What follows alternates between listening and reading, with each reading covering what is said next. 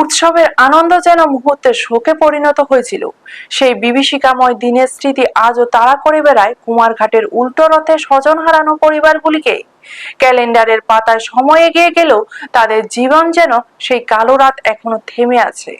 প্রিয়জনকে হারানোর বেদনা আজও সমান তাজা, সমান গভীর।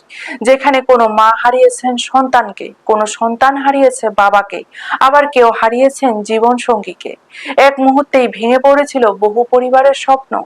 যে মানুষগুলো একদিন আনন্দ উৎসবে সামিল হতে বেরিয়েছিলেন, তারা আর ঘরে ফেরেননি।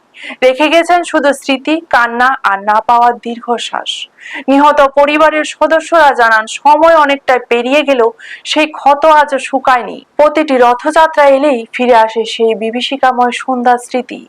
বাড়ির প্রতিটি কোণে, প্রতিটি উৎসবে, প্রতিটি পারিবারিক মুহূর্তে আজও অনুভূত হয় প্রিয়জনের শূন্যতা।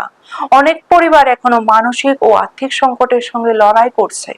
রথযাত্রার আনন্দ যখন চারিদিকে ছড়িয়ে পড়ে, তখন কুমারঘাটের ওই পরিবারগুলোর কাছে এই সময়টি হয়ে ওঠে কান্না, স্মৃতি আর অপেক্ষার।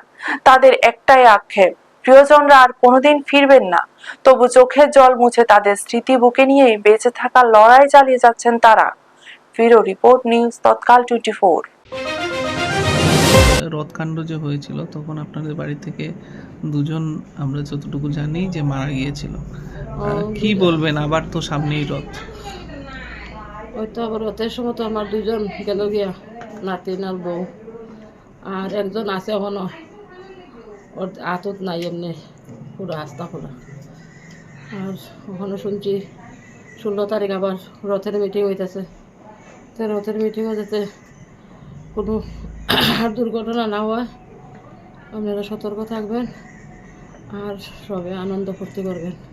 আপনারা দেখছেন নিউজ তৎকাল 24।